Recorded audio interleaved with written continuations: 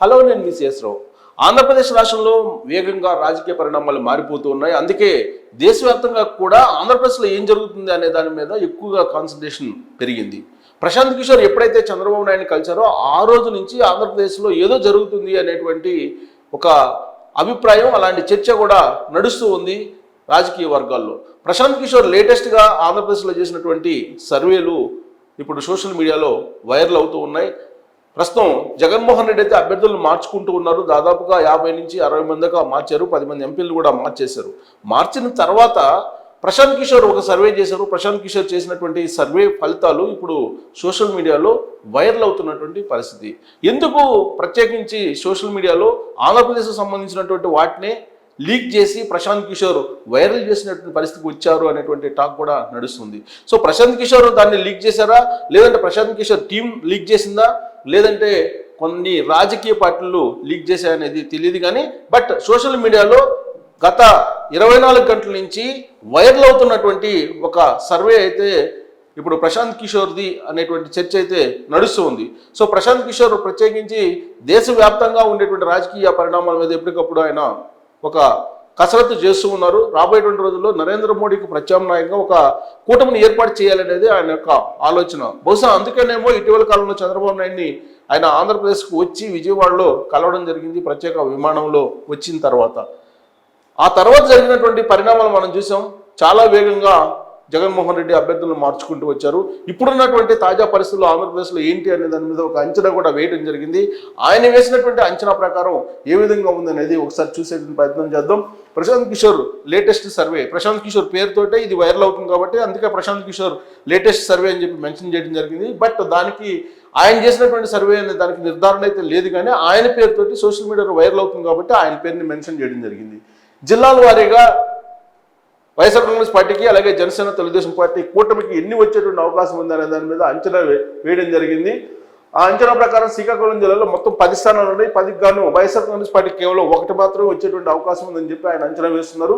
Telugu Desam party Janasena కూటమికి 9 వచ్చేటువంటి అవకాశం ఉందని చెప్పి ఆయన లీక్ చేసినటువంటి సర్వేలో ఉన్నటువంటి సంఖ్య. ఇక విజయనగరం వచ్చేసి మొత్తం 9 అసెంబ్లీ నియోజకవర్గాలు 9లో 3 వైఎస్ఆర్ కాంగ్రెస్ పార్టీకి, 6 టీడీపీ జనసేన కూటమికి వచ్చేటువంటి అవకాశం ఉంది. విశాఖపట్నం వచ్చేసి 15 అసెంబ్లీ స్థానాలు ఉంటే కేవలం 2 మాత్రమే వైఎస్ఆర్ కాంగ్రెస్ పార్టీకి వచ్చేటువంటి అవకాశం ఉంది. తెలుగుదేశం పార్టీ జనసేనకి 13 వచ్చేటువంటి అవకాశం ఉందని చెప్పి అంచనా వేస్తూ ఉన్నారు. ఇక తూర్పుగోదావరి జిల్లాకు వచ్చేసి 19 నియోజకవర్గాలు. సో దాంట్లో వైఎస్ఆర్ కాంగ్రెస్ పార్టీ కేవలం 2 మాత్రమే, టీడీపీ జనసేనకి 17. పశ్చిమ గోదావరి జిల్లా 15, 1 వైఎస్ఆర్ కాంగ్రెస్ పార్టీకి, టీడీపీకి 14 వచ్చేటువంటి అవకాశం ఉందని చెప్పి అంచనా వేసింది. కృష్ణా జిల్లా 16 మొత్తం అసెంబ్లీ స్థానాలు, వైసీపీకి 2, కేవలం టీడీపీ జనసేనకి 14 వస్తాయని చెప్పి అంచనా వేసింది. సో మొత్తం మీద గోదావరి ఉత్తరాంధ్ర జిల్లాల్లో ఉండేటువంటి పర్ఫార్మెన్స్ కనుక తీసుకుంటే ఒక విజయనగరం మినహా మిగిలినటువంటి చోట్ల విజయనగరంలో కూడా కేవలం 3 మాత్రం వైఎస్ఆర్ కాంగ్రెస్ పార్టీకి వచ్చేటువంటి అవకాశం ఉంది. సో ఉత్తరాంధ్రలో చాలా బలంగా తెలుగుదేశం పార్టీ అలాగే జనసేన కూటమి ఉందనేది ఈయన వేసినటువంటి అంచనా ప్రకారం తాజాగా మనకు తెలుస్తుంది. ఇక మిగతా జిల్లాల్లో గుంటూరులో 17 అసెంబ్లీ స్థానాలు ఉంటే కేవలం 1 మాత్రం వైఎస్ఆర్ కాంగ్రెస్ పార్టీకి వచ్చేటువంటి అవకాశం ఉంది. అలాగే టీడీపీ జనసేనకి 16 అసెంబ్లీ స్థానాల్లో గెలిచేటువంటి అవకాశం ఉందని చెప్పి అంచనా వేశారు. ప్రకాశం జిల్లాకు వచ్చేసి 12 అసెంబ్లీ స్థానాలు ఉంటే 2 మాత్రమే వైసీపీకి, తెలుగుదేశం పార్టీ జనసేనకి 10 వచ్చేటువంటి అవకాశం ఉందని చెప్పి లేటెస్ట్గా లీక్ అయినటువంటి సర్వేలో అంచనా. ఇక నెల్లూరు జిల్లాకు వచ్చేసరికి 10 కనిపిస్తున్నాయి మొత్తం స్థానాలు. 10లో వైఎస్ఆర్ కాంగ్రెస్ పార్టీ 3, టీడీపీ జనసేనకు 7 వచ్చేటువంటి అవకాశం ఉందని చెప్పి అంచనా వేశారు. ఇక చిత్తూరు జిల్లా వచ్చేసి 14 అసెంబ్లీ స్థానాల్లో వైసీపీకి 2 మాత్రమే వచ్చేటువంటి అవకాశం ఉంది చిత్తూరులో, టీడీపీ జనసేనకి 12. ప్రత్యేకించి అక్కడ తెలుగుదేశం పార్టీ కాన్సన్ట్రేషన్ చేసింది. సో 12 స్థానాలు ఈసారి కైవసం చేసుకునే అవకాశం ఉందని అంచనా వేస్తుంది. కడపలో 14 మొత్తం అసెంబ్లీ స్థానాలు ఉంటే 4 మాత్రమే వైఎస్ఆర్ కాంగ్రెస్ పార్టీకి, తెలుగుదేశం పార్టీ జనసేనకి 10 వచ్చేటువంటి అవకాశం ఉంది. అంటే షర్మిల కాంగ్రెస్ పార్టీలో చేరిన తర్వాత చేసినటువంటి సర్వే ఇది. సో ఈ సర్వేలో కడప నుంచి 14 అసెంబ్లీ స్థానాలు ఉంటే కేవలం వైఎస్ఆర్ కాంగ్రెస్ పార్టీ 4, 10 టీడీపీ జనసేన కూటమికి వస్తాయని చెప్పి అంచనా వేయడం జరిగింది. అనంతపురంలో 14 అసెంబ్లీ స్థానాలు ఉంటే 4 వైఎస్ఆర్ కాంగ్రెస్ పార్టీకి, తెలుగుదేశం పార్టీ జనసేనకి 10 వస్తాయని చెప్పి అంచనా తాజాగా వేయడం జరిగింది. కర్నూలులో 10 మొత్తం అసెంబ్లీ స్థానాలు ఉంటే వైఎస్ఆర్ కాంగ్రెస్ పార్టీకి 5, టీడీపీ జనసేనకి 5. ఒక కర్నూలు జిల్లాలో మాత్రమే కొంచెం బలంగా ఉన్నట్టు కనిపిస్తుంది వైఎస్ఆర్ కాంగ్రెస్ పార్టీ. మిగిలిన జిల్లాల్లో ఎక్కడ కూడా బలంగా ఉన్నట్టు కనిపించట్లేదు. ఇది తాజాగా లీక్ అయినటువంటి సర్వే. ఓవరాల్గా తీసుకుంటే కనుక ప్రశాంత్ కిషోర్ లేటెస్ట్ సర్వే పేరుతోటి వైరల్ అవుతున్నటువంటి ఈ సర్వేని కనుక చూసుకుంటే వైఎస్ఆర్ కాంగ్రెస్ పార్టీకి రాష్ట్ర వ్యాప్తంగా 175 స్థానాల్లో 32 మాత్రమే వచ్చేటువంటి అవకాశం ఉంది. టీడీపీ జనసేనకి 143 వచ్చేటువంటి ఛాన్స్ ఉందని చెప్పి ప్రశాంత్ కిషోర్ వేస్తున్నటువంటి అంచనాగా కనిపిస్తుంది. ఇది లేటెస్ట్ సర్వే. లేటెస్ట్గా ప్రశాంత్ కిషోర్ పేరుతోటి వస్తున్నటువంటి సర్వే. మొత్తం 32, కేవలం 32 మాత్రమే వైఎస్ఆర్ కాంగ్రెస్ పార్టీకి వచ్చేటువంటి అవకాశం ఉంది. జనసేన అలాగే టీడీపీకి మాత్రం 143 వచ్చే అవకాశం ఉంది. మొత్తం స్థానాలు అయితే 175. బట్ చంద్రబాబు నాయుడు అయితే వైనాట్ పులివెందుల అనేటువంటి కాన్సెప్ట్ తోటి వెళ్తూ ఉన్నారు ఆయన. సో ఆ కాన్సెప్ట్ తోటి కనుక వెళ్తున్నారు కాబట్టి కడపలో ఈసారి తగ్గేటువంటి అవకాశం ఉంది వైఎస్ఆర్ కాంగ్రెస్ పార్టీకి. ఓవరాల్గా లేటెస్ట్ సర్వే చెప్తుంది మాత్రము ఈ ఫిగర్స్ 32కి మాత్రం వైఎస్ఆర్ కాంగ్రెస్ పార్టీ పరిమితం అయ్యేటువంటి అవకాశం ఉంది. సో ఇది ప్రశాంత్ కిషోర్ లీక్ చేసినటువంటి సర్వే, లేదా ప్రశాంత్ కిషోర్ పేరుతోటి లీక్ అయినటువంటి సర్వే సోషల్ మీడియాలో హల్చల్ చేస్తూ ఉంది ఇప్పుడు లేటెస్ట్గా.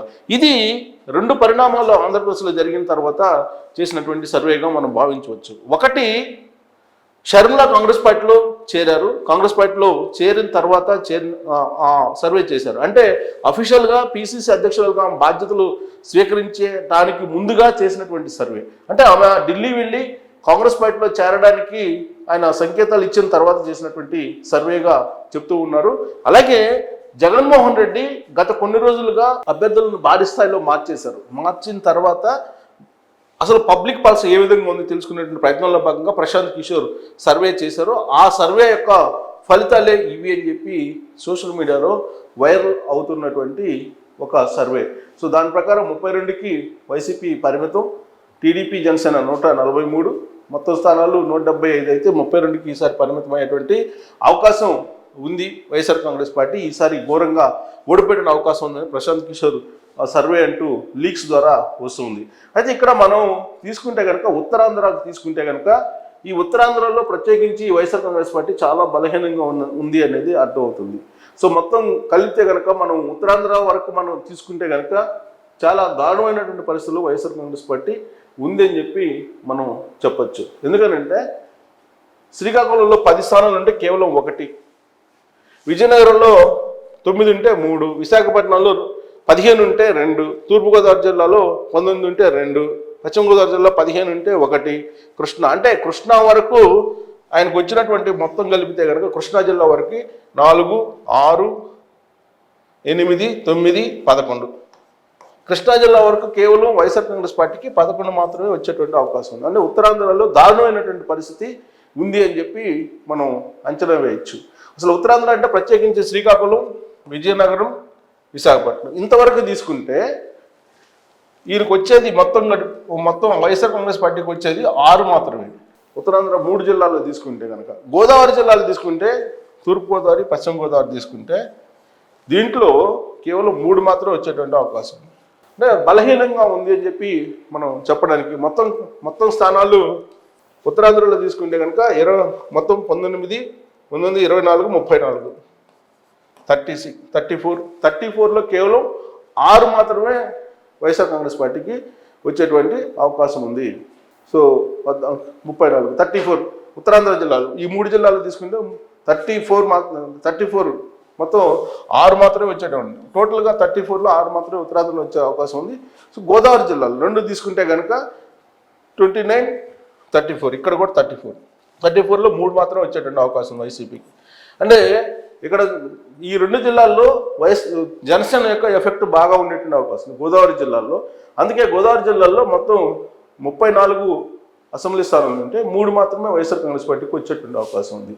ఇంకా ఉత్తరాంధ్ర జిల్లాకు మొత్తం 3 కలిపితే కనుక మొత్తం 36లో 6 మాత్రం వచ్చేటువంటి అవకాశం ఉంది. ఇక్కడ వైఎస్ఆర్ కాంగ్రెస్ పార్టీ బలహీనపడుతుంది. అలాగే జనసేన యొక్క ఎఫెక్ట్ బాగా అక్కడ పడేటువంటి అవకాశం ఉంది అనేది దీన్ని బట్టి మనకు అర్థమవుతుంది. సో ఇక్కడ మొత్తం చాలా తక్కువగా వచ్చేటువంటి అవకాశం ఉంది. సో ఇక్కడ కృష్ణా జిల్లాతో కలుపుకుంటే 11 ఇక్కడ. అదే కేవలం ఉత్తరాంధ్ర గోదావరి జిల్లాలతో తీసుకుంటే 9 వరకు మాత్రమే పరిమితం అయ్యే అవకాశం ఉంది. మొత్తం గోదావరి ప్లస్ ఉత్తరాంధ్ర తీసుకుంటే కేవలం 9 మాత్రమే ఉండేటువంటి అవకాశం ఉంది. సో అంత బలహీనంగా మనకి కనిపిస్తూ ఉంది, ప్రత్యేకించి ఉత్తరాంధ్ర అలాగే గోదావరి జిల్లాలో.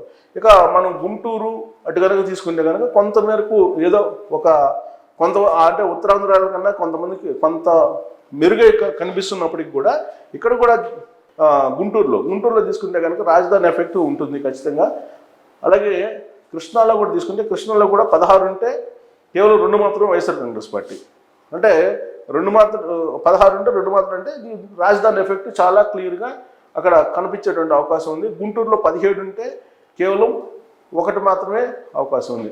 అంటే కృష్ణా గుంటూరు, కృష్ణాలో 2, గుంటూరులో 1, ఈ 2 జిల్లాలు రాజధాని జిల్లాల్లో కేవలం 3 మాత్రమే వచ్చేటువంటి అవకాశం ఉంది. రాజధాని జిల్లాల్లో అంటే కృష్ణా గుంటూరు రాజధాని జిల్లాల్లో 3. ఇక ప్రకాశం అంటే గ్రేటర్ రాయలసీమ అనుకోవచ్చు, ప్రకాశంతో కలిపి చూసుకుంటే కనుక గ్రేటర్ రాయలసీమ అనుకోవచ్చు.